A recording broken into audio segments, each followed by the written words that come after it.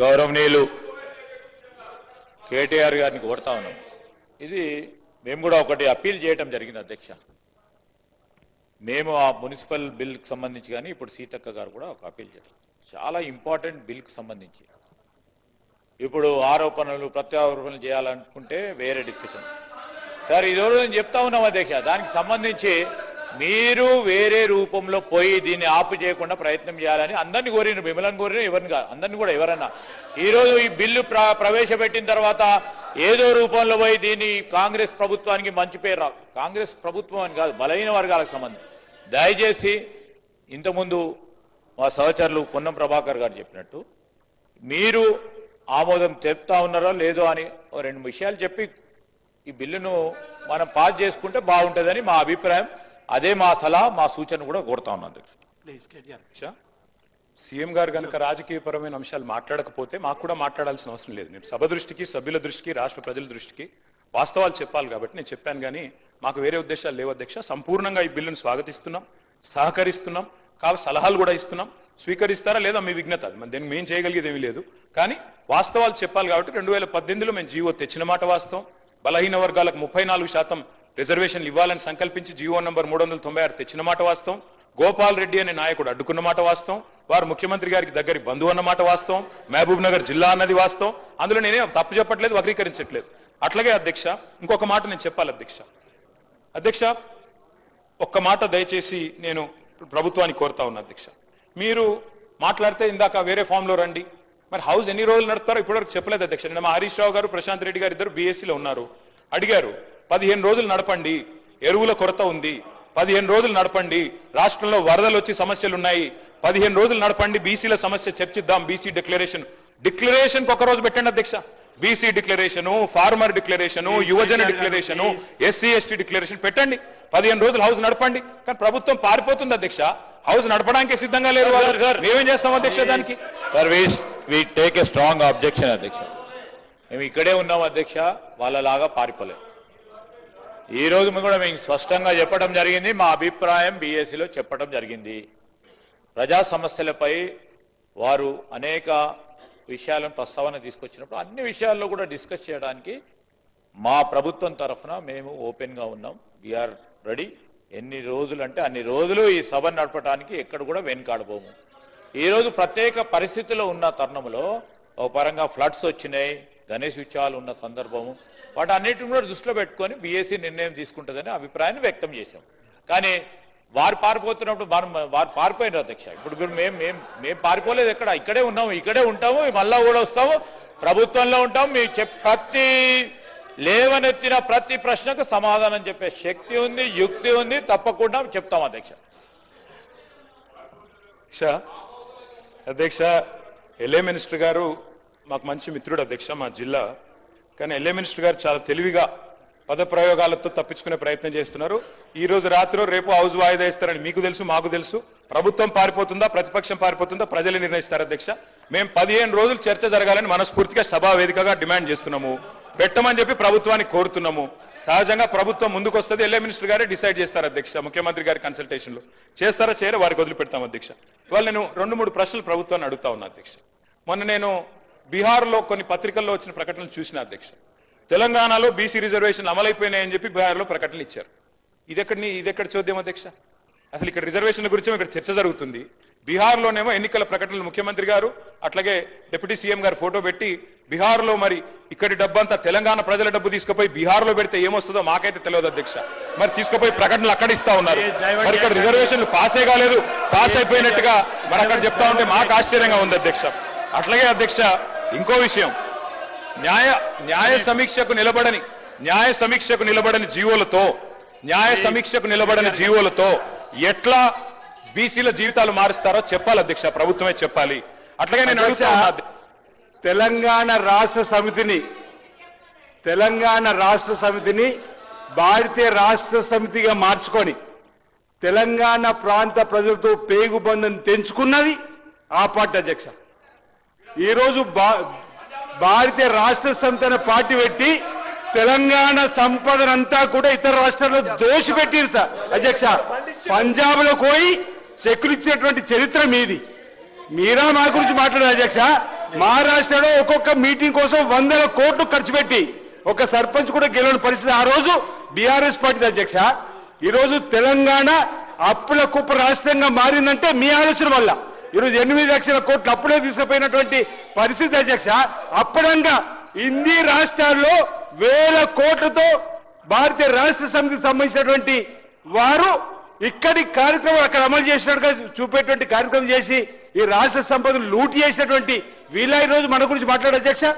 ఈరోజు మాది జాతీయ పార్టీ కాబట్టి అక్కడికి మా నాయకులు, మా ముఖ్యమంత్రి గారు, ఉప ముఖ్యమంత్రి గారు వెళ్లి వచ్చిన సందర్భాన్ని కూడా తప్పటి విధంగా మాట్లాడితే ఎట్లా అధ్యక్ష? ఈరోజు మన తెలంగాణ సంపద అంతా కూడా ఇతర రాష్ట్రాల్లో పంచి వచ్చింది అన్నట్టు ముఖ్యమంత్రి అధ్యక్ష. ఈరోజు సభ నడుస్తుంది, ఇందులో ఉన్నాం, సభ పారిపోతుంది అధ్యక్ష అంటారు. 22 నెలలైంది అధ్యక్ష, రాంది ప్రతిపక్ష నాయకుడు కదా అధ్యక్ష. ఈ రోజు కూడా ఇంత బీసీలకు సంబంధించిన అంశం కానీ కాళేశ్వరం సంబంధించిన అంశం జరగబోతుంది. వారు వచ్చి మాట్లాడే అంశం ఉండే కదా అధ్యక్ష. ఎస్సీ కాడికి వచ్చినప్పుడు కూడా వారు రాలేదు కదా అధ్యక్ష. వారిదా తప్పు, మాదా తప్పు అధ్యక్ష. ఈరోజు ప్రతిపక్ష నాయకుడు ఉండి సభకు రాకుండా ఫామ్ హౌస్ ఉన్నటువంటి వారి వైఖరి చూస్తున్న ప్రజలు ఈరోజు మేము ఈరోజు అసెంబ్లీ నుండి చేస్తున్న కార్యక్రమం కూడా ప్రజలు చూస్తున్నారు అధ్యక్ష. ఈరోజు వచ్చే రోజుల్లో కూడా ఈ ప్రభుత్వం మళ్ళీ అధికారులు కాంగ్రెస్ ప్రభుత్వం ఇంద్రమరాజ్యం వస్తుంది. ఇంత మా ముఖ్యమంత్రి అన్నట్టుగా ప్రతిపక్షాన్ని కూడా వారి స్థానానికి పరిమితం కాకుండా ఉంటారు అధ్యక్ష. Please KTR 5 minutes please. Speaker sir, మీ ఈ సాంప్రదాయాన్ని ఎక్కడ చూడలేదు సార్. జనరల్ గా మంత్రులు ఇంటర్వ్యూని అవుతారు, మరి గవర్నమెంట్ విప్లు కూడా అవుతున్నారు. మా సీనన్న కూడా మంత్రి కావాలని కోరుకుంటున్నా. మా జిల్లా బిడ్డ, మా రాజన్న సిరిసిల్ల జిల్లా బిడ్డ. తప్పకుండా మా లక్ష్మణ మొన్ననే అయ్యిండు, శుభాకాంక్షలు వారికి. మా సీనన్న కూడా కావాలని కోరుకుంటున్నా అధ్యక్ష. భవిష్యత్తులో వారు ముఖ్యమంత్రి కూడా కావాలని కూడా నేను కోరుకుంటా ఉన్నా అధ్యక్ష. 5 minutes. అధ్యక్ష నేను కాంగ్రెస్ ప్రభుత్వాన్ని సూటిగా అడుగుతా ఉన్నా అధ్యక్ష. పార్లమెంట్ లో చేయాల్సిన చట్టాన్ని ఇక్కడ చేస్తే ఎట్లా మీరు లాభం చేస్తారు, ఎట్లా బీసీలకు న్యాయం చేస్తారు, సమాధానం చెప్పండి. నెంబర్ 1. రెండవది, మీరే 5 గొంతుకులతో మాట్లాడుతున్నారు, 5 నాలుకలతో మాట్లాడుతున్నారు.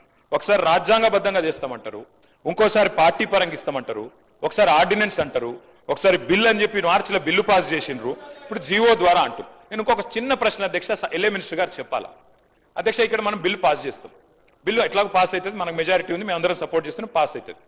మరి ఆర్డినెన్స్ మీద సంతకం పెట్టని గవర్నర్ దీని మీద ఎట్లా సంతకం పెడతారు సార్? నాకు తెలియక అడుగుతా. ఆర్డినెన్స్ బిల్లు రెండు ఒకటే కదా, ఇప్పుడు మనం పెడుతున్న బిల్లు. ఆర్డినెన్స్ మీద సంతకం పెట్టలే గవర్నర్ గారు, మరి బిల్లు మీద ఎట్లా పెడతారని మీరు అనుకుంటున్నారు? ఏ రకంగా మరి సెప్టెంబర్ 30 లోపల ఎన్నికలు ఎట్లా పూర్తి చేస్తారు? రిజర్వేషన్లు ఎట్లా ఇస్తారు? గవర్నర్ సంతకం ఎట్లా పెట్టిస్తారు? ఆయన చేయమని బలవంతంగా పెట్టుకొని సంతకం పెట్టిస్తారా? ఏం చేస్తారు, ఎట్లా చేస్తారు? దయచేసి ప్రభుత్వం చెప్పాలా. ఆర్డినెన్స్ మీరే పంపుతారు కేబినెట్ నుంచి, ఆయన చేయకపోయే అభ్యంతరం మీకు చెప్పే, దానికి మీరేమైనా సమాధానం చెప్పినారా తెలియదు. మళ్ళీ ఈ రోజు బిల్లు అంటున్నారు. ఎవరిని మోసం చేయడానికి, ఎందుకు మోసం చేయడానికి? దయచేసి మేము అడుగుతా ఉన్నాం అధ్యక్ష, సమాధానం ప్రభుత్వం చెప్పాలి. సార్ చాలా వారికి కూడా అన్ని అంశాలు తెలుసు, కానీ ఈరోజు ఆర్డినెన్స్ సంబంధించి ఎప్పుడైనా సెషన్ లేనప్పుడు బిల్లు తీసుకురాని సందర్భాలను పురస్కరించుకొని ఆర్డినెన్స్ తీసుకొస్తాం. ఎప్పుడైతే అసెంబ్లీ సెషన్ ఉంటుందో దాన్ని బిల్ తీసుకొస్తాం. అందరికీ తెలుసు అధ్యక్ష, ఇక్కడ ఉన్న సభ్యులందరికీ కూడా తెలుసు. ఇప్పుడు నడుస్తా ఉంది బిల్లుకు సంబంధించి మేము చేస్తా ఉన్న పోరాటం. వారు పైన మాట్లాడుతూ ఉన్నారు, కానీ మా పోరాటంలో వచ్చి పాల్గొనలేదు. ఎప్పుడు మేము పిలిచినా కానీ ఈరోజు మేము గవర్నర్ గారికి పంపించి మళ్ళొకసారి ప్రస్తావన తీసుకొస్తాం అధ్యక్ష. మనసు మారుతుంది అని ఆలోచనతోనో పాజిటివ్ దృక్పథంతో పోతా ఉన్నాము. రెండవది, ఈ రోజు కూడా మీరు సుప్రీంకోర్టులో సార్ మీరు ఏనండి, సుప్రీంకోర్టులో గవర్నర్ గారిది, ప్రెసిడెంట్ గారికి సంబంధించి రాష్ట్ర ప్రభుత్వాలకు సంబంధించిన బిల్లులు వారికి సమర్పించినప్పుడు సమయం ఎంత తీసుకోవాలి, దాని సందర్భాన్ని పురస్కరించుకొని మొన్న తమిళనాడు కేసుకు సంబంధించి ఒక సుప్రీంకోర్టు నిర్ణయం తీసుకున్నది. దాని తదుపరి ఈరోజు సుప్రీంకోర్టులో ఆర్గ్యుమెంట్ జరుగుతూ ఉంది డివిజన్ బెంచ్ ముందట. అది అతి త్వరలో డెసిషన్ రాబోతా ఉంది. We're expecting a decision very soon. 9th నాడు కంక్లూజ్ అవుతా ఉంది.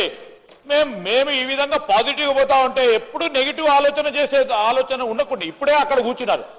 ఇంకా నెగిటివ్ ఆలోచన చేస్తే అక్కడెక్కడ ఉంటారు సార్. దయచేసి మేము చెప్తా ఉన్నాం, ఒక డివిజన్ బెంచ్ ఓ పాజిటివ్ దృక్పథంతో నిర్ణయం వస్తుంది.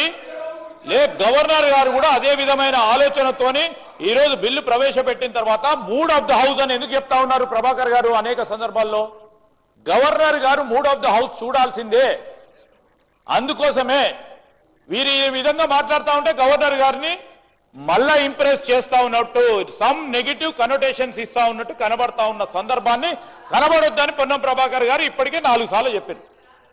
ఈరోజు వారికి సంబంధించి ఇప్పుడు ప్రభాకర్ గారు చెప్పింది మూడ్ ఆఫ్ ద హౌస్ చూసి గవర్నర్ గారు కూడా దీంట్లో మొత్తం యావత్ రాష్ట్ర ప్రజానికానికి సంబంధించి మొత్తం మంది శాసనసభ్యులు కోరుతా ఉన్న సందర్భం దృష్టి పెట్టుకొని తప్పకుండా పాస్ చేస్తారు అనే నమ్మకంతో పోతా ఉన్నప్పుడు గవర్నర్ గారు పాస్ చేయడు, చేతులు పట్టుకొని రాయమంటారా? ఆయన ఏం సరి ఆయన నెగిటివ్ కనోటేషన్ తో పోకుండా పాజిటివ్ దృక్పథంతో బలహీన వర్గాలకు మేలు జరగాలనే ఒక కాంక్ష ఉండాలి, ఒక చిత్తశుద్ధి ఉండాలి. మనసులో ఉంటే తప్పకుండా ఇవాళ కాకుండా రేపైతే బాగుండాలి. వాళ్ళకి లేదు. వారు కూడా అన్నారు అధ్యక్ష, బలహీన వర్గాలకు సంబంధించి కేసీఆర్ గారు మాట్లాడింది కాదంటలేదు. ఈరోజు అదేవిధంగా బీసీ సప్లాన్ గురించి 2014లో 2-3 మార్లు మాట్లాడిండు. మేము లేకపోవచ్చు, ఇక్కడ ఉన్న ఇతర గౌరవ సభ్యులు ఉన్నారు, ఇక్కడ మా బట్టి విక్రమార్క గారు ఉన్నారు. ఈరోజు మేము చెప్తా ఉన్నాం 2014లో బీసీ సప్లాన్ పెడతామని ఇదే శాసనసభలో అదే పార్టీకి సంబంధించిన నాయకులు మాట్లాడటం జరిగింది అధ్యక్ష. ఈరోజు మేము సైంటిఫిక్ గా ఎంపెరికల్ డేటాను కలెక్ట్ చేసుకొని మరి పోతా ఉన్న సందర్భాన్ని ఇవాళ కాకుంటే రేపో ఎల్లుండో దాన్ని తప్పకుండా చేసి తీరుతాము.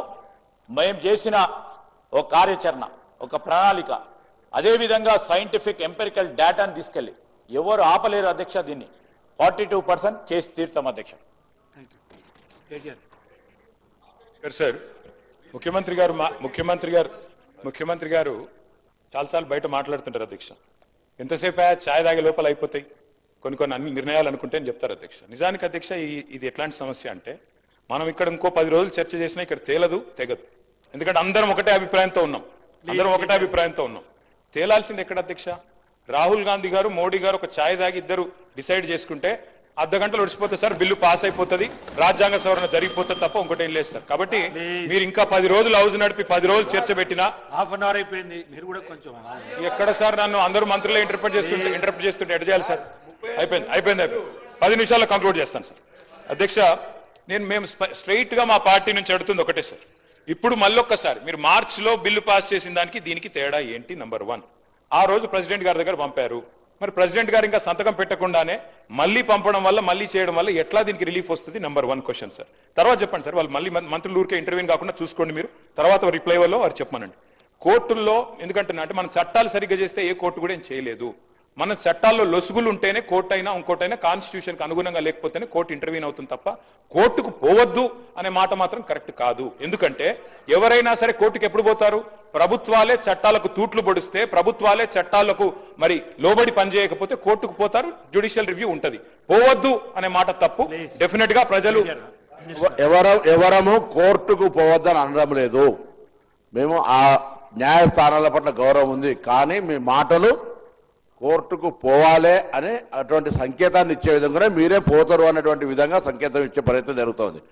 ఇంతకంటే మీరు అన్నట్టుగా నరేంద్ర మోడీ గారు, రాహుల్ గాంధీ గారు ప్రధాన ప్రతిపక్షంగా కూర్చుంటే షెడ్యూల్ 9 ప్రకారంగా వస్తుంది. కానీ ఇలా రాజ్యాంగంలో సుప్రీంకోర్టు జోక్యం చేసుకొని తమిళనాడు కోర్టు ప్రభుత్వంకు సంబంధించిన నివేదికల మీద చర్చించింది. నేను ఇవాళ మీ ద్వారా కోరుతా ఉన్నా, గౌరవ పార్టీ పరంగా మాకు సంబంధించిన కొంతమంది మంత్రులు, సిపిఐ నాయకులు కూనంనేని సాంబశివరావు గారు, ఎంఐఎం తరఫున, అదేవిధంగా బీజేపీకి సంబంధించి మీరు వర్కింగ్ ప్రెసిడెంట్గా మీరు, మీ బలహీన వర్గాల మంత్రి కమలాకర్ గారు రండి. రేపు గవర్నర్ గారు కలిసి మూడ్ ఆఫ్ ది హౌస్కు సంబంధించి వివరిద్దాం. దీనికి సంబంధించి ముందుకు పోయే ప్రయత్నం చేద్దాం. ఎవరైనా అటువంటి ప్రయత్నాలు ఆపడానికి ప్రయత్నం చేస్తే అడుగుదాం. ఇది గాక ఏ మార్గం చెప్తారో చెప్పండి, తప్పకుండా దాని ప్రకారం 42% బీసీలకు స్థానిక సంస్థలో వాటా ఇస్తూ ఎన్నికలు నిర్వహించాలనేది మా ప్రభుత్వ ఉద్దేశం. దీనికి సంబంధించి రాజ్యాంగపరమైన అంశాలకు సంబంధించి ఇబ్బందులు ఉన్నటువంటి మాట వాస్తవమే. దాన్ని ఏ విధంగా ఓవర్కమ్ అవుతామో దానికి సంబంధించి అన్ని రకాలుగా ప్రయత్నం జరుగుతున్నది కాబట్టి చేస్తా ఉన్నాం.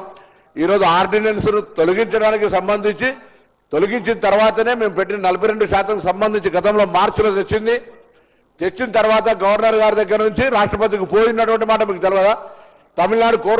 తమిళనాడు ప్రభుత్వానికి సుప్రీంకోర్టు ఎటువంటి ఊరట ఇచ్చిందో తెలియదా? ఇవన్నీ తెలిసిన తర్వాత కూడా మీరు అట్లా మనం నెగటివ్ గా కోర్టుకు పోవద్దని చెప్తారు. మేము ఎప్పుడు కోర్టుకు పోతాను, కోర్టుల పట్ల అపారమైనటువంటి విశ్వాసం ఉన్నది. కానీ మనం కోర్టుకు పొమ్మని ప్రవోక్ చేసేటువంటి విధానం మంచిది కాదు. దయచేసి మళ్ళీ చెప్తారా, టీఆర్ఎస్ పార్టీగా ఎవరో పాత కాంగ్రెస్ నాయకుడు పోయిండని చెప్పి మీరు ఎట్లా చెప్తారో భవిష్యత్తులో అటువంటి కలంకం తెచ్చుకునే చర్చ చేసేటువంటి అవకాశం లేకుండా ఉండండి.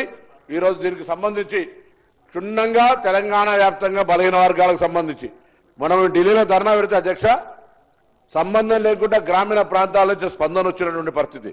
ఇలా గ్రామీణ ప్రాంతాల భావోద్వేగాల వ్యాప్తి చర్చ జరుగుతోంది. ఈ చర్చను టీఆర్ఎస్ పార్టీ చేస్తున్నటువంటి కోర్టు ఇతర ప్రస్తావనలన్నీ క్షేత్రస్థాయిలో గమనిస్తా ఉన్నారు. దయచేసి పార్టీ స్టాండ్ స్పష్టంగా చెప్పి ఏకాభిప్రాయంగా తీర్మానం తీసుకొని నేను రేపు ఉదయం గవర్నర్ గారు టైం తీసుకుంటాం మన అభిప్రాయాన్ని వారికి ఎట్లా ప్రధానమంత్రి గారి సమయాన్ని పాయల్ శంకర్ గారో లేకపోతే మహేశ్వర రెడ్డి గారు ఇప్పలేకపోవచ్చు. తప్పకుండా గవర్నర్ గారు విజ్ఞప్తి చేస్తాం, పోయి రిప్రజెంటేషన్ చేద్దాం రమ్మని చెప్పి కోరుతా ఉన్నా. దీనికి సంబంధించి అపశకనాలతో ప్రారంభమయ్యే సభ అపశకనంగా మాట్లాడకుండేటువంటి విధంగా ఉండాలని సందర్భంగా నేను మరొకసారి గౌరవ నాయకులందరికీ పార్టీలకు విజ్ఞప్తి చేస్తున్నాను.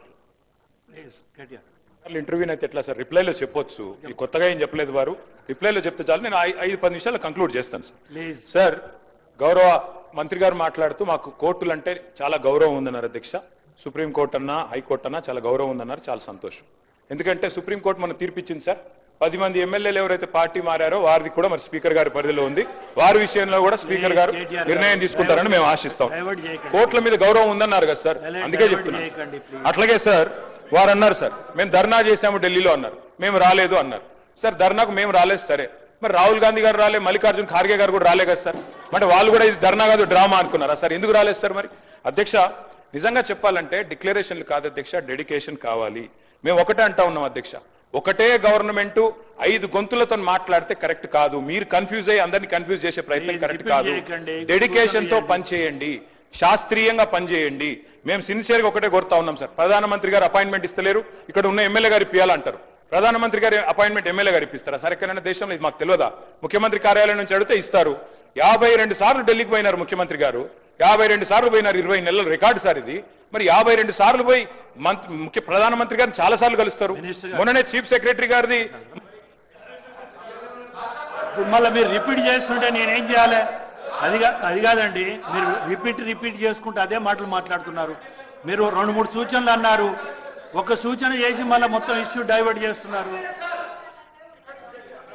Please conclude sir. ఈ సమస్య తేలాలి అంటే ఇందాక నేను చెప్పినట్టు 2 మార్గాలు ఉన్నాయి సార్. ప్రధానమంత్రి గారి దగ్గరికి అఖిలపక్షం తీసుకుపోమనండి ముఖ్యమంత్రి గారిని, మా పార్టీ నుంచి కూడా వస్తాం. తప్పకుండా మా పార్టీ స్టాండ్ ఇక్కడ చెప్తున్నాం క్లియర్ గా, we're in support of this bill అని చెప్తున్నాం. రెండోది సార్, ఏదైనా చేయాలి పని అంటే డెడికేషన్ ఉండాలి సార్, ఉత్త డిక్లరేషన్లతో కాదు. ఆ రోజు కేసీఆర్ గారు నేను ఆంధ్రప్రదేశ్ నుంచి పోతున్నా ఢిల్లీకి, తిరిగి తెలంగాణలోనే కాలు పెడతా అని చెప్పి పోయిండు, సాధించిండు. ఇవాళ ముఖ్యమంత్రి గారు కూడా చిత్తశుద్ధి ఉంటే సార్ వారు కూడా డిసిషన్ తీసుకోవాలా, చెప్పాలా. మరి బీసీ బిల్లు సాధించడో లేకపోతే నేను మళ్ళీ ఢిల్లీకి హైదరాబాద్కి రానని చెప్పి అక్కడే కూర్చోమనండి, జంతర్ మంతర్లు ఆమరణ దీక్ష చేయమనండి. మేము వద్దుంటున్నామా సార్? కూర్చోమనండి గట్టి.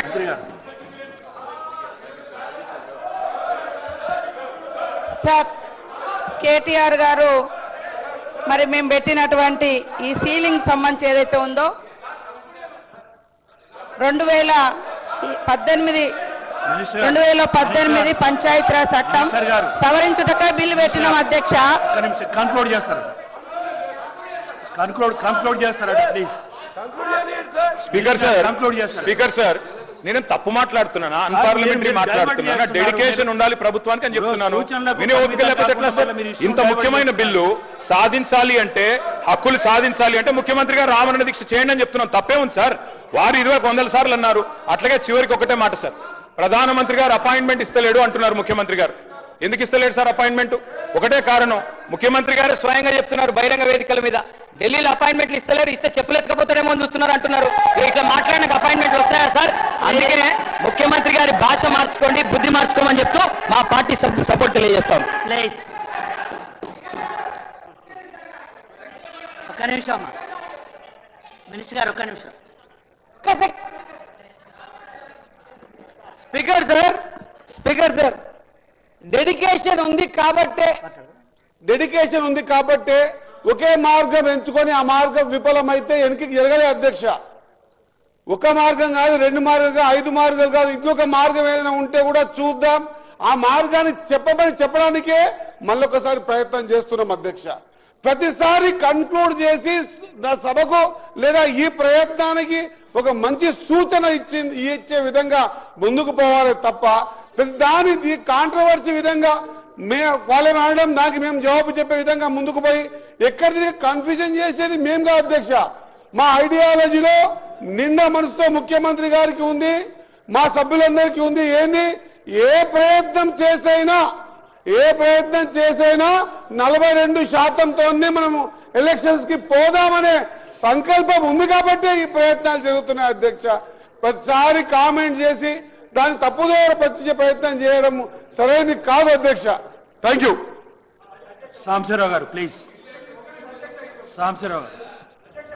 Thank you sir. అసెంబ్లీలో ఒక నిమిషం సాంబశివరావు గారు. శ్రీనివాస్. అధ్యక్ష మా గౌరవ ముఖ్యమంత్రి గారిని పట్టుకొని వారు మాట్లాడిన మాటల్ని తీవ్రంగా ఖండిస్తున్నా అధ్యక్ష. మా గౌరవ ముఖ్యమంత్రి రేవంత్ రెడ్డి గారికి రాహుల్ గాంధీ గారి అపాయింట్మెంట్ ప్రతి సందర్భంలో దొరుకుతుంది, ప్రతి సందర్భంలో కలిసి వస్తున్న సందర్భం కూడా బయట ప్రపంచం తెలుసు. ఇటీవలనే అటు ప్రియాంక ఇటు రాహుల్ గాంధీ మధ్యలో రేవంత్ రెడ్డి గారు తెలంగాణ ముఖ్యమంత్రికి అరుదైన గౌరవం దక్కిందనేటువంటి ఫోటోలు కూడా మనకు కనిపిస్తున్నాయి. ఇందిరా భవన్ లో మన తెలంగాణ సంబంధించిన ఈ బీసీ బిల్లుకి సంబంధించిన పవర్ పాయింట్ ప్రెజెంటేషన్ ఇచ్చిన రోజు కూడా అభినందించిండు. ఆ తర్వాత పార్లమెంట్ సభ్యులతో కలిసి డిన్నర్ లో కూడా వారు రాహుల్ గాంధీ గారు ప్రత్యేక రేవంత్ రెడ్డి గారిని ఉప ముఖ్యమంత్రి గారిని కూడా పిలిచిండ్రు. తల్కతోరో స్టేడియంలో ఆల్ ఇండియా ఓబీసీ సమావేశంలో కూడా రేవంత్ రెడ్డి గారి పనితీరును, మన రాష్ట్ర మంత్రివర్గ పనితీరును, మన కులగానికి సంబంధించి మెచ్చుకున్నాడు. దేశం మొత్తం కూడా ఈరోజు తెలంగాణ రోల్ మోడల్ అని చెప్పింది అధ్యక్ష. ఈరోజు వాళ్ళు మా నాయకులకు సంబంధించిన దానిలో విభేదాలు సృష్టించాలని చేసే ప్రయత్నం కరెక్ట్ కదా అధ్యక్ష. వాళ్ళు మేము 52 సార్లు మా ముఖ్యమంత్రి గారు వేయరు, 52 సార్లు మా పార్టీ మా నాయకుడు 52 సార్లు వెళ్ళింది కూడా ఈ రాష్ట్ర ప్రయోజనాలు దృష్టిలో పెట్టుకుపోయినాం. మాకు బేస్యాలు లేవు అధ్యక్ష. మీలాగా బేస్యాలకు పోయి రాష్ట్రానికి ఇబ్బంది జరిగినటువంటి మీ నాయకత్వంలో ఈరోజు మా ముఖ్యమంత్రి రేవంత్ రెడ్డి గారికి గౌరవం ఉన్నది. గౌరవ్ రాహుల్ గాంధీ దగ్గర కానీ, శ్రీమతి సోనియా గాంధీ గారి దగ్గర కానీ, మా మల్లికార్జున ఖార్గే దగ్గర కానీ, మా జాతీయ పార్టీ సందర్భం వచ్చినప్పుడు మీకు కలిసి పనిచేస్తాం, కలిసి ముందుకు పోతాం. ఈ విధంగా అనుచిత వాక్యాలు వీరు మా ముఖ్యమంత్రి రేవంత్ రెడ్డి గారు అంటేనే కళ్ళలో నిప్పులు వేసుకుంటారు అధ్యక్ష. ఎందుకో మా రేవంత్ రెడ్డి గారు అంటే ఇంత ఈర్ష ద్వేషము ఎందుకో మాకు అర్థమవుతలేదు. ఈ ప్రభుత్వం వచ్చిన 3 రోజుల నుంచి కూలిపోవాలని చెప్పి 20 మాసాలు దాటింది. బ్రహ్మాండంగా మా ముఖ్యమంత్రి ఉప ముఖ్యమంత్రి మంత్రులందరూ కూడా ఈ రాష్ట్రాన్ని పరిపాలిస్తుంటే చూస్తూరలేని సందర్భం. ఈరోజు ఈ బీసీలకు సంబంధించి ఒకటే మాట చెప్పు, 50% క్యాప్ ఎత్తివేయడానికి కోసం ఆర్డినెన్స్ పైన జరుగుతున్నటువంటి సవరణ బిల్లుపై చర్చ. 42% బిల్లు ఆల్రెడీ 42% బిల్లు ఆమోదం పొందింది, కేంద్ర ప్రభుత్వం పెండింగ్ ఉంది. బీఆర్ఎస్ ప్రభుత్వం 50% క్యాప్ వేసినటువంటి దాన్ని దాన్ని ఎత్తివేయడానికి కోసం ఆ రోజు 50% లిమిట్కే మీరు పరిమితం. 2018లో సుప్రీంకోర్టుకి ఏమి ఇచ్చారు అధ్యక్ష? ఈసారి ఆఖరికి మీరు ఈ చట్టం అవకాశం ఇవ్వండి, ఈ 50% పరిమితులు చేస్తామన్నారు. ఒకవేళ ఈసారి ఇట కులగణన జరిగి ఉండకపోతే, మన డెడికేషన్ తో ఈ ప్రభుత్వం ముందుకు పోయి ఉండకపోతే ఈసారి కూడా బీసీలకు అసలు రిజర్వేషన్లు కూడా ఓల్సిన పరిస్థితి ఉండే అధ్యక్ష. ఎస్సీ ఎస్టీలతో మిగతా ఓపెన్ జనరల్ గా ఓల్సిన పరిస్థితి ఉండే. ఈరోజు కులగణన జరగడం వల్ల ఈరోజు ఈ అవకాశం వచ్చింది కాబట్టి ప్రయత్నం చేస్తున్నాం బీసీ బిడ్డ 42% రిజర్వేషన్ అని. ఇది కూడా అర్థం ఉన్నప్పటికీ ఆలోచించుకున్నప్పుడు కూడా ఈరోజు అబాండాలు వేసే ప్రయత్నం చేస్తున్నారు. ఇది సరైనది కాదని మీ ద్వారా తెలియజేస్తున్నారు అధ్యక్ష. ప్లీజ్ అట్నే చెప్పులు ఇడిసేసి అని ఏదైతే పదం ఉందో దాన్ని డిలీట్ చేస్తున్నా please. Sir. Thank you sir. ఈరోజు అసెంబ్లీలో చర్చ చేస్తూ ఉంటే అసలు ఎవరేం మాట్లాడుతున్నారు, అనుకూలమా వ్యతిరేకమా అర్థం కావట్లేదు. డొంక తిరుగుడు అంటారు, బీటింగ్ అరౌండ్ బుష్. డొంక తిరుగుడు మాటలతో అసలు సమస్యను పక్కదారి పట్టిస్తున్నారు. ఇది చాలా విచిత్రంగా ఉంది. ఇటువంటి భాష అక్కడ బయట ఉన్నటువంటి వాళ్ళు ప్రజలు వింటే అందరి మీద నమ్మకాలు పోతాయి అధ్యక్ష, అందరి మీద నమ్మకాలు పోతాయి. ఎమ్మెల్యేలంటే ఇట్లా అబద్ధాలు ఆడాలేమో, ఎమ్మెల్యేలంటే ఇలా మోసం చేయాలేమో, ఎమ్మెల్యేలంటే ఇలా మోసపూరిత మాటలు చెప్పాలేమో, రోజుకో మాట మార్చాలేమో, ఇటువంటి వాళ్ళే ఎమ్మెల్యేలు అవుతారేమో, ఇటువంటి ఒక ప్రజల్లో చులకన భావం వచ్చే అవకాశం కనపడుతుంది అధ్యక్ష. ఎందువల్లంటే ఒకవైపేమో 9th షెడ్యూల్లో లేనిదే అవదు అని అంటారు, మరోవైపేమో మేము సంపూర్ణంగా మద్దతు ఇస్తామని అంటారు. సంపూర్ణంగా మద్దతు ఇస్తూ 9th షెడ్యూల్లో ఉండే విధంగా కలిసి పోరాటం చేస్తామని ఎందుకు అనట్లేదనేది నేను మీ ద్వారా అడుగుతున్నాను. చేయాలి కదా, ఫైట్ చేయాలి కదా. కేంద్రము రాష్ట్రానికి మధ్య ఉన్నటువంటి పని విభజన లేకపోతే అధికారాల విభజనకు సంబంధించి మనం మన చేతుల్లో ఏం లేదు, కేంద్రంలోనే ఉంది, కేంద్రం చేయాలి అంటే కేంద్రం చేయాలంటే మన నుంచి ముందు మన డిమాండ్ బయటికి రావాలి, మన గొంతు వినపడాలి, మన పోరాటం సాగాలి. ఆనాడు ఎన్టీ రామారావు గారిని చూశాం కదా, ఎన్టీ రామారావు గారిని మనం అసలు పోరాటమే చేయిందే సాధ్యం అవుతుందా? తమిళనాడులో కూడా అప్పుడున్నటువంటి ప్రభుత్వం జయలలిత గారు పోరాటం చేయబట్టే పివి నరసింహారావు గారు అంగీకరించారు అధ్యక్ష. మరి ఇప్పుడు నరేంద్ర మోడీ గారు కూడా అంగీకరించవచ్చు కదా. మిత్రులు బీజేపీ మిత్రులు వాళ్ళు మాట్లాడుతున్నప్పుడు నాకు ఆశ్చర్యంగా ఉంది. బీసీ వర్గాలకు అన్యాయం చేస్తున్నారు నాకు అర్థం కాలేదు.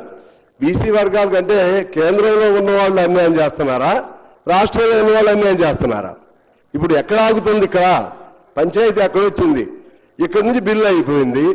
బిల్లు అయిన దాన్ని ఆపుతున్న వాళ్ళు ఎవరు? ఆపిన వాళ్ళు అన్యాయం చేసినట్లా, రాష్ట్రంలో వాళ్ళు అన్యాయం చేసినట్లా విచిత్రంగా వినబడుతుంది అధ్యక్ష.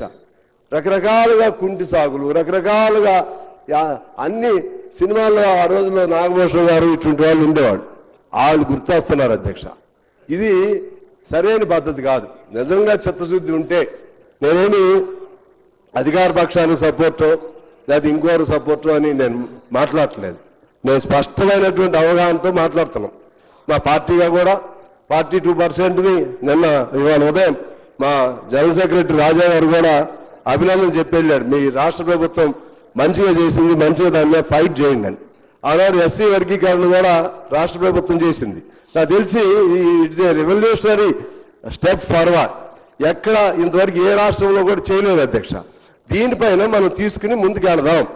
ఇవాళ మీ మంత్రులు ఎంతమంది ఉన్నారు, లేకపోతే ముఖ్యమంత్రి ఏంటి, ఆ ముఖ్యమంత్రి ఏంటి, ఈ ముఖ్యమంత్రి ఏంటి, ఇవి వెనకటి నుంచి వస్తున్నటువంటి వరుస క్రమంలో కొన్ని చేర్పులు మార్పులు జరుగుతూ ఉంటాయి. అన్ని కావాలి, మీరు తీసుకోండి. ఇప్పుడు ప్రధానమంత్రి మీరు కదా, ఎన్ని చేపిస్తే మంచిగా ఉంటుంది. అన్ని కావాల్సిందే. అయితే ముందు ఇది కానివ్వండి. ఇది అయితే అన్ని ఆటోమేటిక్గా అన్ని ఆర్డర్లో పడతాయి అధ్యక్ష. ఇది నేను అందుకని సిపిఐగా మేము స్పష్టంగా చెప్తున్నాం. మనం అందరం చిత్తశుద్ధితో కలుద్దాం. చిత్తశుద్ధితో ఇవాళ ప్రభాకర్ గారు చెప్పినట్లుగా మూడ్ ఆఫ్ ద హౌస్ అంటే అల్టిమేట్ గా నాకు తెలిసి నోబడి విల్ అపోజిట్. కానీ ఇన్ని మనం శాపనార్థాలు ఇన్ని రకాలు మాట్లాడినా ఇప్పుడు ఫైనల్ గా పాసింగ్ ఆఫ్ చెప్పినప్పుడు అందరూ చేతులు ఎత్తాల్సిందే. మరి అందరం చేతులు ఎత్తినప్పుడు అంటే mood of the house unanimous గా అయినప్పుడు గవర్నర్ గారి బాధ్యత కూడా ఉంది. గవర్నర్ గారు దీన్ని మళ్ళా పైకి పంపించడం అంటే ఇది అన్యాయం. అంటే గవర్నర్ వ్యవస్థను అడ్డం పెట్టుకుని దుర్వినియోగం చేస్తున్నట్లుగానే భావించవలసినటువంటి అవసరం ఉంటుంది అధ్యక్ష. అందువల్ల ఏకగ్రీవంగా తీర్మానం చేసినా, ఏకగ్రీవంగా బిల్లును ఆమోదించినా కూడా దాన్ని కూడా ఆమోదం లేకపోవడం అనేది అది మంచి పద్ధతి కాదు. అది చేయాలని చెప్పి నేను కోరుతా ఉన్నాను. అదేవిధంగా మోడీ గారిని మా బీజేపీ మిత్రులు అక్కడికి వెళ్ళి పివి నరసింహారావు అంగీకరించినప్పుడు మీరు ఎందుకు అంగీకరించడం? మీరెందుకు? రాహుల్ గాంధీ పోరాటం చేశాడా? రాహుల్ గాంధీ చేతుల్లో అధికారం లేదు కదా. రాహుల్ గాంధీ కాదు కదా చేయాల్సింది. రాహుల్ గాంధీ ఏం చేస్తాడు? హామీ ఇస్తారండి, ఫైట్ చేస్తాం. ఫైట్ చేయాలి. వాళ్ళైనా హామీ ఇవ్వకుండా ఎలా ఉంటారు? హామీ ఇచ్చే కదా ఫైట్ చేస్తుంది. పట్టువదల విక్రమార్కుల్లాగా ఇప్పుడు 4వ కూడా పెడతానే ఉన్నారు. మరి ఎక్కడోసారి ఫైట్ జరగాల్సిందే కదా. మీరు హామీ ఇచ్చారు కాబట్టి మీరు సావండి అని వదిలేస్తారా? అడుగుతారు రాష్ట్ర ప్రభుత్వం, మా హక్కు ఇది, లేకపోతే బీసీల తరఫున మేము అడుగుతున్నాం అని చెప్తారు. చెప్పినప్పుడు దాన్ని అంగీకరింపజేయవలసిన బాధ్యత పైన ఉండే వాళ్ళకు ఉంటుంది, వాళ్ళ సపోర్ట్ ఉన్నటువంటి వాళ్ళకి ఇక్కడ ఉండే వాళ్ళకు ఉంటుంది. ఇది అందుకని ఇది ఎన్ని చెప్పినా అధ్యక్ష అన్ని కుంటి సాగుల్లా కనబడుతున్నాయి. ఇది అన్ని కుంటి సాకులే. వాళ్ళ ప్రయత్నం వాళ్ళు చేశారు, మన ప్రయత్నం కూడా మనం చేద్దాం. అందరూ ఏకగ్రీవంగా తీసుకుని వెళ్దాం. ఆ విధంగా చేయటం ద్వారా మనకి ప్రజలకి ఇవాళ నువ్వు అవునన్నా కాదన్నా బీసీలు, ఎస్సీలు, ఎస్టీలు వాళ్ళు చైతన్యం ఇవాళ వచ్చేసింది. ఎవరు ఆపాలన్నా ఆపలేరు. తాత్కాలికంగా ఆపగలుగుతారు తప్పితే ఎవరు ఆపాలన్నా ఆపలేరు.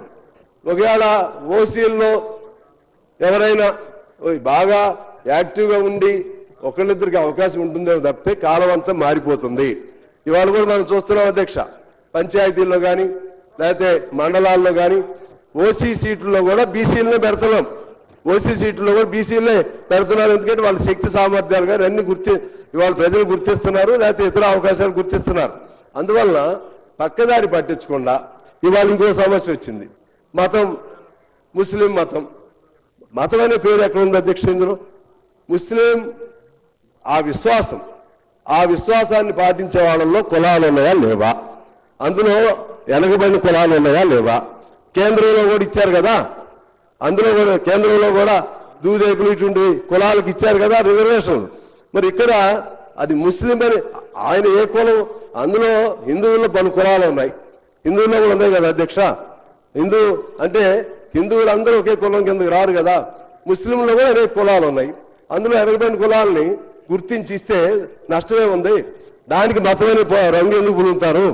దానికి రంగు పులిగితే హిందువులు కూడా రంగు పులవాల్సి వచ్చింది కదా. అందువల్ల ఇటువంటి అనవసరమైనటువంటి వాదోపవాదాలు, అనవసరమైనటువంటి విమర్శలు పక్కన పెట్టి ఈ హక్కుని మనం సాధించుకోవడం కోసం అందరూ కలిసి ఏకగ్రీవంగా ఈ బిల్లును ఆమోదింపజేయాలి. ఈ బిల్లు ఆమోదం అయిన తర్వాత మన గవర్నర్ గారు కూడా ఈ బిల్లుకి సంపూర్ణంగా ఆయన అసెంట్ ఇచ్చి అంగీకరించాలని నేను మీ ద్వారా కోరుతూ నమస్కారం.